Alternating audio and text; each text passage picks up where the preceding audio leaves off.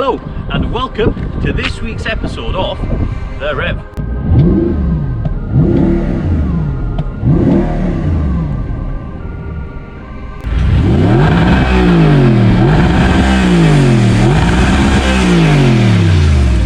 On review today we have the original Audi R8, launched back in 2007, boasting a price tag of around £77,000. This was actually the first ever car to host the LED daytime running lights.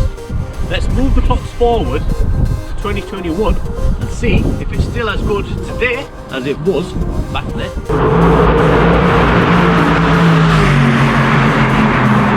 So under the bonnet of the R8, so this has got the 4.2 naturally aspirated V8 producing 414 brake horsepower with 430 Newton meters of torque. 0 to 60 is dealt with in under 5 seconds. I think on paper it's 4.5, and it'll keep going all the way up until 187 miles an hour. With the gearboxes, there's two different options available. So you've got the good old-fashioned manual, or you can go for the automatic, which includes the flat paddles. Now this one is the manual one, and I've got to say, personal preference, that's the one I'd go for. The unique design of the R8 combines both sportiness and elegance, finished with quad exhaust which highlight the performance aspect the car has to offer. Moving on to the side of the car, you can see the fuel cap, which is embossed and finished with the R8 motif. On the other side you can see the iconic side blades, the 19-inch 5 twin-spoke alloys which really do set the car off. All in all, the car does really have a timeless design. Let's move on to the interior. The nappa leather seats are both supportive and comfortable, and upon opening the door they reveal the pillarless windows.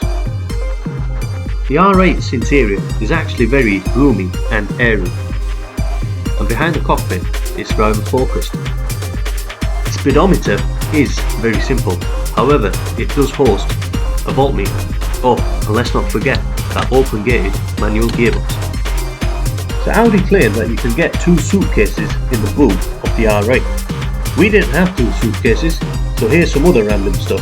A mighty T-Rex, a plant pot, which wasn't that hard to find in Bradford, a dusty old gym bag, a broken fan, a Bosch TMS 10.8 Li, sander and putter, and a random suitcase weighing device.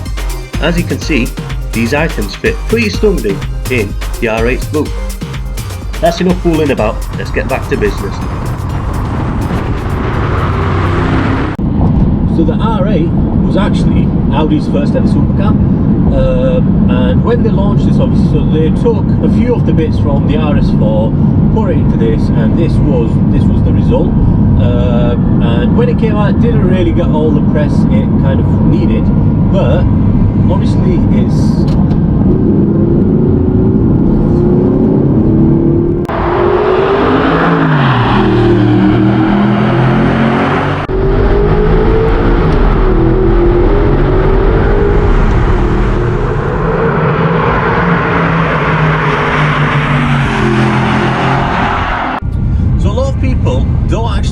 this car as a supercar.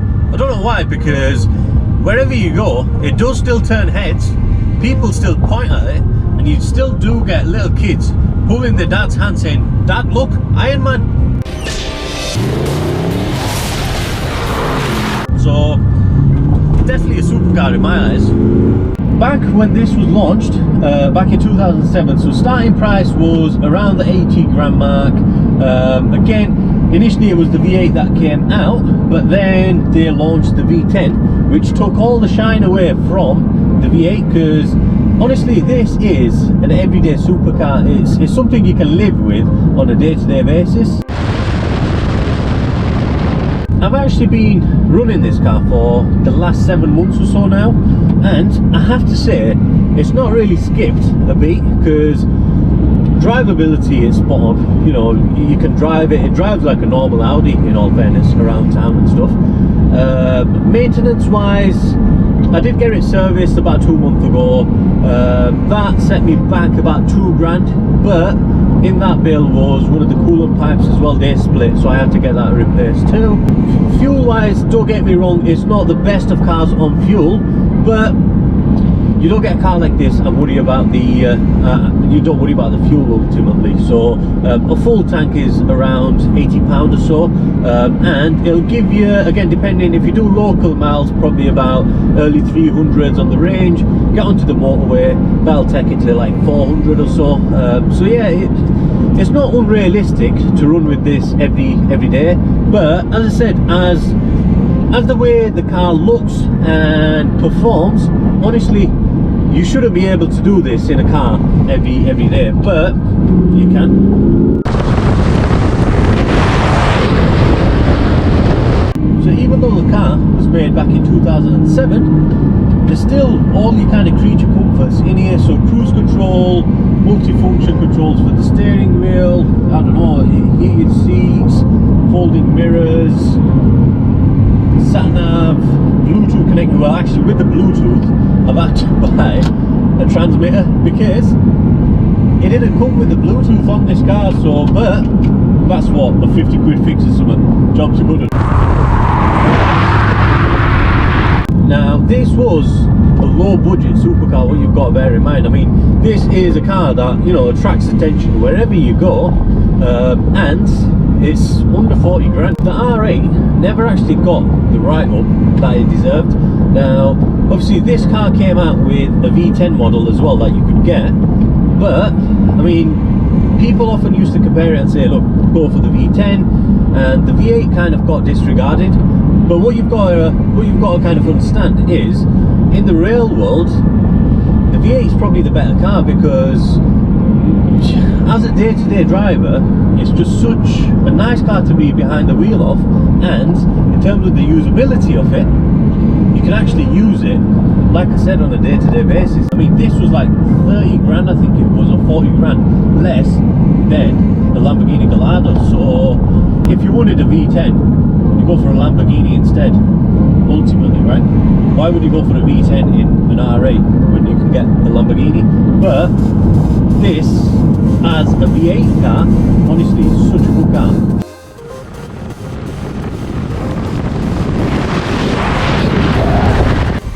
Five things I really like about the R8. So number one is the dateless design. So it's one of the cars, even though it was made back in 2007, it still doesn't look out of place. I mean, it's still a nice looking car, and you know, 15 years down the line, it's still going to be a nice looking car. So yeah, that's point number one. Point number two, follow me over here, it is that gearbox. Point number three, the turning circle on this car, which is surprisingly brilliant. It shouldn't be as good as it is, but it is. So that's my point number three. Point number four, I've mentioned it before in the video, it has to be the LED headlights, because they're so nice to look at, and when you see one of these coming the other side of the road, you know exactly what it is. Point number five, Iron Man's got one.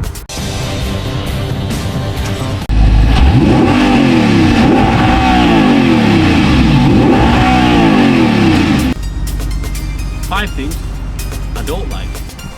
So point number one, there's no armrest and the location of the handbrake. So yeah, with having no armrest, obviously there's nowhere to rest, and if you do carry your passenger and they have the armrest in here too, put the handbrake down, you unfortunately have to make contact with them. So not the best of situations.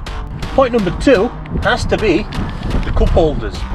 Unfortunately, these cup holders might as well not even be here, because you put a cup in there and as you're driving along, you're just going to knock it over with your elbow. So point number two, cup holders.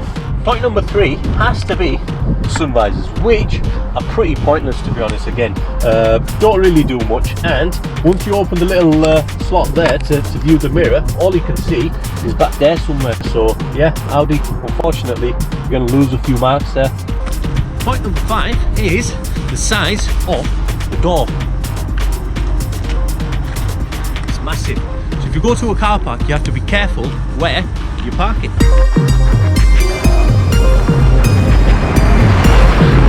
So there we are, guys. If you are looking for a supercar under the £40,000 mark, I reckon you should have this in your consideration list.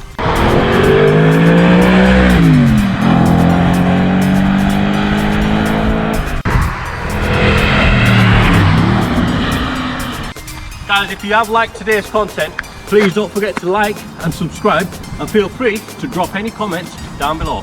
Stay tuned and we'll see you next time.